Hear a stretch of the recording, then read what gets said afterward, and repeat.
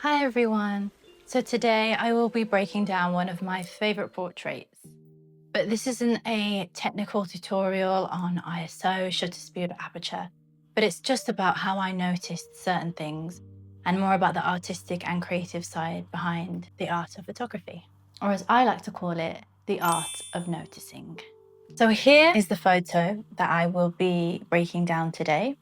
Now, beginning with the context behind this photo, it was right at the start of my photography career about 4 years ago. I just went through my Instagram and contacted random people in my area who I thought would be up for modeling for me. So I picked this beautiful, lovely woman, Ivana, and we planned to meet at a park in Birmingham called Cannon Hill Park. I thought it was a good start just to work with natural lighting. And at that time, I was very much a beginner, so natural lighting was the only thing that I was working with. So this photo is captured under a willow tree. In terms of the creative concept for this shoot, I just came up with a really simple idea for styling, simple black dress, and I brought the beautiful gloves that you can see that she's wearing. I just asked her to just come really plain, simple, and that's kind of what I was veering towards at the beginning of my career, was just keeping it really simple and not overcomplicating it too much with makeup or with styling.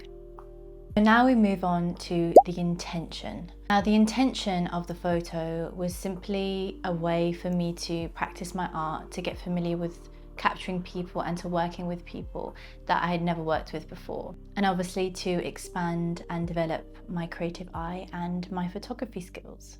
Now, a funny story about this shoot. At the beginning of the shoot, I didn't actually know anything about cameras really. Most of the time I was shooting in automatic mode. I didn't know anything about camera settings.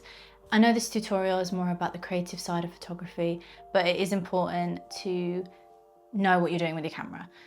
And I didn't. But there's a beautiful lesson that came from that situation. So when I started capturing Ivana, I didn't know what I was doing with my camera. I was just looking at my camera like, what do I need to do? I was just flicking buttons and I clicked the shutter and it just came out horrible. The energy was a bit stressful. She could tell that I was like overthinking things, and that reflected on her and that reflected on the images. I carried on fiddling with my camera settings until I found the perfect combination of beautiful blur in the background and focus of the subject and the perfect lighting. The perfect shot, which was she was calm, which is this shot. I also will show you a series of photos that I took from that photo shoot that have a bigger context and kind of show the level of ease that she was feeling. But the moral of that little story is basically when I'm calm, it reflects on the model. And if I know what I'm doing as a photographer, I know how to translate my vision and what I see in my mind into the camera and use that as a tool to do that. And then as a result, the model is calm and she picks up off my energy, and then she's able to just kind of create and be. And that is reflected in the eyes, the emotion, the body language. I definitely would say just start creating. Don't feel too afraid of getting things perfect at the beginning, but just trying different things. And if your intention is good and positive and you want to create well and create a connection with the person, then the photos are likely to come out just like this one, which has this sense of ease, of stillness, of vulnerability, of calmness and serenity. So that leads us on to the turning point. So once you have the right attitude and the right state in yourself, that turning point can then happen in your photos when you create an image that really reflects what you see in your mind and how you want people to feel when you look at your images.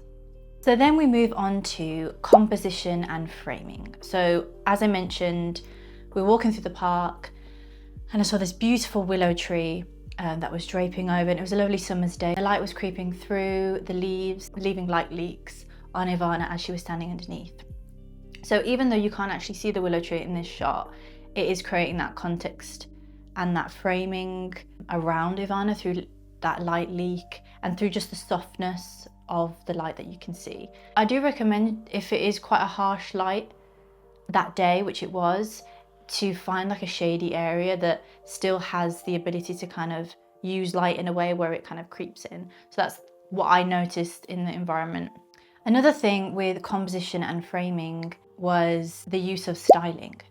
And now use of styling can actually affect the composition and the framing of the shot. And this is what happened in this image. Obviously, I never planned any of this. This is something that I'm reflecting on after the fact, because like I said, I was very new to the art of photography. I was just doing what I felt was representing what I liked. And even that process wasn't really evident to me. It was more of just like I was following that intuitive nudge of what I actually like to see and what I actually like to feel. So in terms of styling, we just had her obviously in a really simple outfit. I wanted that simplicity for her rawness and her raw humanness to just kind of reflect from that and not to have too many distractions. But the one piece of styling that I did bring to kind of elevate the shoot was those gloves that you can see. Having those gloves actually forced the model to be more in her body, that she could feel that there was gloves on her arm, and she was then forced to kind of use her arms as a way to sort of experiment with movement. So I definitely recommend styling to help the model feel comfortable in her body and to actually then move the way the styling kind of motivates her to move, if that makes sense.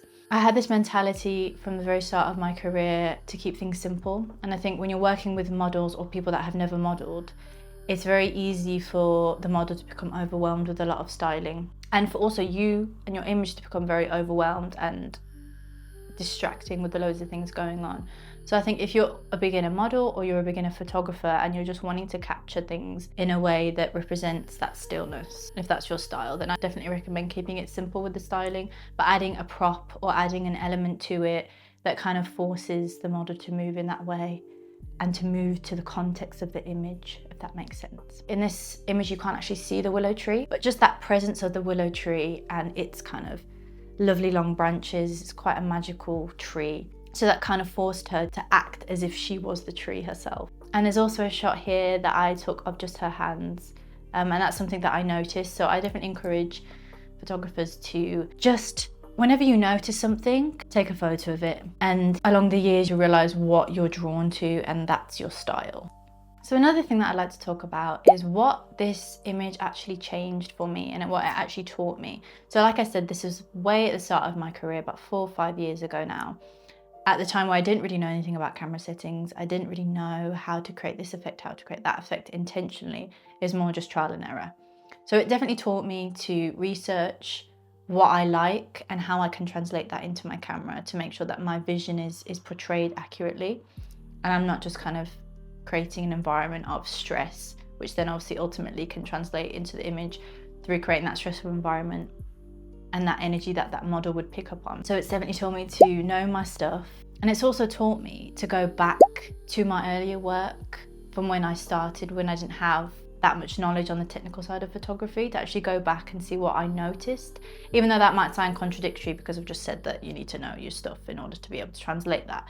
But there's an element of innocence and lack of perfectionism that came with my earlier work, which I really loved. And it kind of taught me to stick to what I was drawn to in the beginning. And I actually re-edited this exact image, which is here. So I would also recommend re-editing some of your images from back in the day, from, you know, if you do have a large body of work, go back to your older work and re-edit. And you can see how your vision has changed. You can see how your editing style has changed.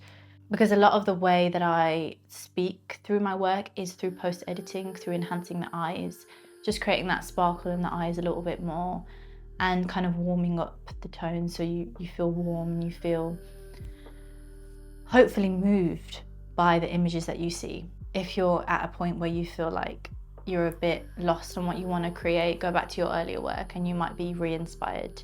I hope that you found some value in this video and that you're motivated to keep creating and to keep honing in on your vision and your creative eye, and that photography is not always about the gear that you use. It's more about how you're able to translate your vision through the tool that we call a camera, and to really refine the art of noticing, seeing what your eye is drawn to, and maybe use that in your work as a photographer. Thank you so much for taking the time to watch this video. Until next time. Bye.